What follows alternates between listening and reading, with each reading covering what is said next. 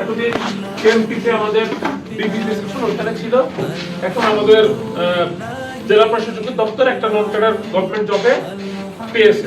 আমরা ওকে নিয়ে অনেক আশাবাদী এবং আমরা বিশ্বাস করি, মনে প্রাণে বিশ্বাস করি ইনশাল্লাহ সে আরো উপরে যাবে, এটা আমাদের বিশ্বাস, সবার প্রতি বিশ্বাস।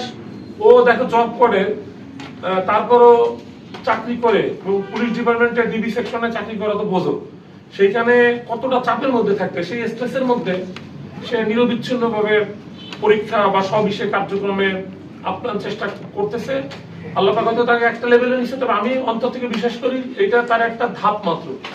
এদিকে তাকাও, ঘূর্ণিঝড় যখন 10 নম্বর সিগন্যাল আসে তখন এই 5 তলা 10 তলা এগুলো হচ্ছে একটা ধাপ মাত্র, এটা আমরা বিশ্বাস করি। সুতরাং আমি আমাদের অত্যন্ত আনন্দিত যে আমাদের এই পরিবারের আমরা অন্তর থেকে যাকে সবচেয়ে সম্মান করি এবং আমাদের সবচেয়ে সিনিয়র স্যার, কপাল গুনে বলা যায় যে স্যার আজকে এখানে আসেন, এটা তারও একটা সৌভাগ্য, জাবিদের ভাগ্য ভালো।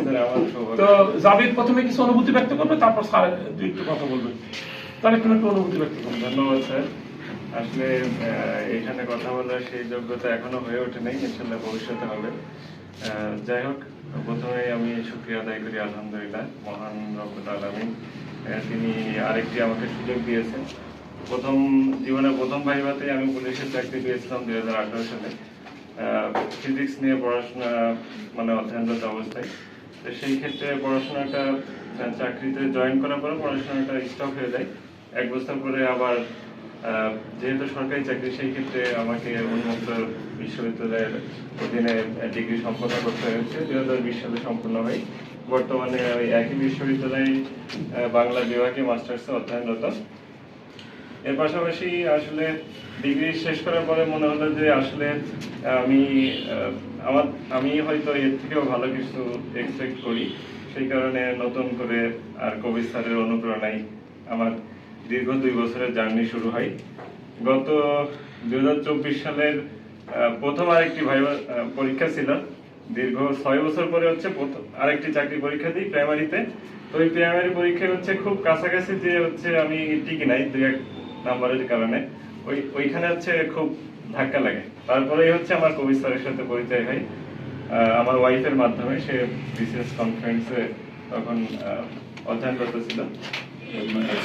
পিকনিকের একটু লোকটা দিও, কারণ গত পিকনিক ওরা জুটে গেছে এবং আমাদের যত ভিডিও আমি আজকে রাত্রে আরেকবার শেয়ার করে দেবো, সামনে মাসে আমরা স্যার এই পিকনিকটা সামনে 1 মাসে ওই সমস্ত ভিডিওগুলো, ওই যে একটা ভিডিও তোমাদের দেখছো না, যে গান, ওই যে কি জানো গান, তীর হারা চাচা হেলা কোথায়, পুরো ভিডিও আমাদের পুরো পিকনিকের সব ভিডিওটা ও করছিল। ওর মানে সেই ক্যামেরা ট্যামেরা দিয়ে এটা কি মানের ভিডিও, আজকে আমি যে আবার বাসায় শেয়ার করে দিব। হালকা একটু লোভ দিও, আমাদের গতবার পিকনিকটা কেমন ছিল একটু এটা শর্টকাটে কও তাড়াতাড়ি। ঠিক আছে স্যার। হ্যাঁ, তার পরবর্তীতে হচ্ছে এ পর্যন্ত আমি 6টা ভাইভা দিই। প্রতি ভাইভাই একই প্রশ্ন থাকে যে আপনি তো একটা ভালো জব করেন, কেন আসবেন? কিন্তু আসলে আমি চাচ্ছিলাম যে পুলিশের চাকরিতে হয় কি ডিউটি করে পড়াশোনাটা বেশ কষ্টদায়ক হয়, নির্দিষ্ট টাইম টেবিল নেই ডিউটি। তো আমি চাচ্ছিলাম যে 9টা 5টা অফিসের কোনো একটা চাকরি হলে পাশাপাশি যাতে পড়াশোনাটা কন্টিনিউ হয়। আল্লাহর রহমতে গত পরশুদিন হচ্ছে বিভাগীয় কার্যালয়ে ভাইভা ছিল।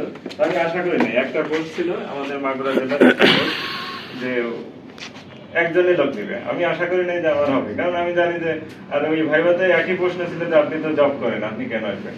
তো যাই হোক, আল্লাহর রহমতে যখন ভাইভাতে চলে আসি আমার অফিসে, তো হঠাৎ করে 8টার সময় একটা মেসেজ পাই যে এরকম মানে সিলেক্ট হয়েছি। আসলে অনুভূতিটা তখন বলে ভাষায় প্রকাশ করার নাই, কারণ হচ্ছে মানুষের কটু কথা শুনতে হয়েছে যে আপনি চাকরি করে আবার ভাইভা অলরেডি হয়ে গেছে, আবার অফিস স্যারদেরও একটু দৃষ্টিগোচর লাগে যে তাদের অভ্যন্তরীণ পদোন্নতি না যে কেন আমি অন্য সাইডে। যাই হোক, আলহামদুলিল্লাহ সবকিছুতে আল্লাহর রহমত ছিল। আর বিশেষ করে আমাদের শ্রদ্ধেয় স্যারদের সহযোগিতা ছাড়া আসলে কখনোই সম্ভব ছিল না আমার জন্য। এটা স্যাররা আসলে বিভিন্নভাবে গাইড করে আমাদের পথগুলো হচ্ছে সহজ করে, এই জন্য হচ্ছে স্যারদের পরামর্শ অনুসরণ করা উচিত। ঠিক আছে, থ্যাংক ইউ। আমার নিজের বাবার দিক থেকে, ছোট ভাইয়ের দিক থেকে, 2 দিক থেকে মানে বিস্তর লোক পুলিশে চাকরি করে। আমি তো দেখেছি যে পুলিশের একেবারে সাব ইন্সপেক্টর থেকে শুরু করে এআইজি পর্যন্ত আছে। এখন এই পুলিশে চাকরি করাটা মানে হলো গিয়ে যে ধরা যায় এক প্রকার অভিশাপই বলা যায়, মানে এর কোনো ডিউটির কোনো মানে মা বাপ নাই, কোনো নাই। না, পরে ভালো কথা আসতেছে। মানে এর এর পেট্রোল ডিউটি, এর ফিল্ড ডিউটি, এর মাঠ ঘাট কোনো দিন সময় দিন কোনো কিছু নাই। হ্যাঁ, এই এত কঠিন পরিশ্রম, এত কঠিন ডিউটির মধ্যে থেকেও সে যে এখান থেকে মানে পড়াশোনা করে মানে ভালোর দিকে মানে যাচ্ছে, এটা একটা মানে বিশাল একটা মানে অ্যাচিভমেন্ট। এটা পুলিশের মতো জায়গায় চাকরি করে সময় বের করে পড়াশোনা করা চার টিকের কথা না। মানে এটা আসলেই তোমরা যারা না দেখছো পুলিশের চাকরির কাছ থেকে, আমি দেখেছি, আমার ভাই আছে, বোন আছে, ছোট ভাই বোন আমার, মানে অনেক অনেক লোকই আছে পরিবারে। এই এই কঠিনতম একটা চাকরির মধ্য থেকে এর কোনো সময়ের কোনো বাজ বিচার নাই। সেখান থেকে পড়াশোনা করে অন্য কোনো জায়গায় সুইচ করা এটা অত্যন্ত একটা কঠিন জার্নি। সেই জার্নিতে সে এগিয়ে আছে এবং আমরা মনে করি এখন সে যেখানে আছে সেখানে সে থাকবে না, যেহেতু তার এই যে একটা মানে ফ্লো, এই যে মুভমেন্ট, এই মুভমেন্টটা তার সামনে হতেই থাকবে। আর পিকনিক নিয়ে আমার অনেক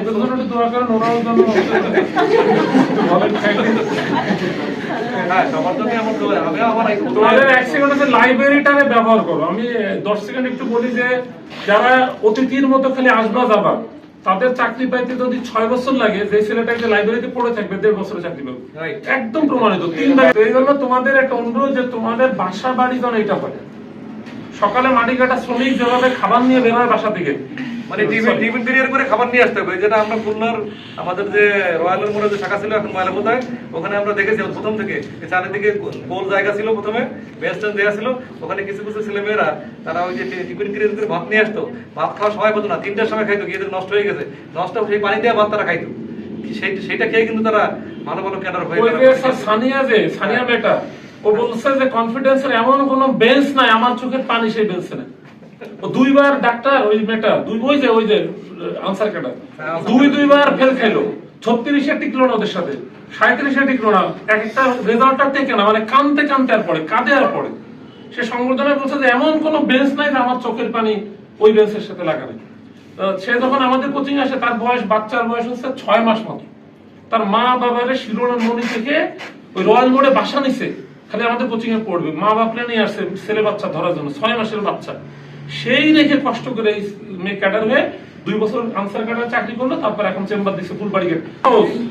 জীবন দিয়ে দিতে হবে। আমাদের আরাফাত 2 রোজায় বাড়ি দেন, ঈদে বাড়ি দেন, কত বড় সিকিউরিটি চিন্তা করতে পারো। ওই বেঞ্চ কয়েল জ্বালাই দিয়ে বেঞ্চ, এখন এই যে পলিটেকনিকের টিচার, মহিলা polytechnic first class non cadre, Arafat sir মেয়েদের পলিটেকনিক। একটা বিষয় হলো গিয়ে যে তাদের যে কমিটমেন্ট, তাদের যে সততা এবং তাদের যে ওই যে অবাণিজ্যিকীকরণ যে একটা চিন্তা, যে না এটা তারা 90% হলো গিয়ে সেবার মনোভাব, 10% মুনাফা। কিন্তু বাংলাদেশে বেশিরভাগ হচ্ছে মুনাফা করেটাই হলো গিয়ে একেবারে মানে মেইন পয়েন্ট। আলহামদুলিল্লাহি রাব্বিল আলামিন, আলহামদুলিল্লাহি ঠিক আছে।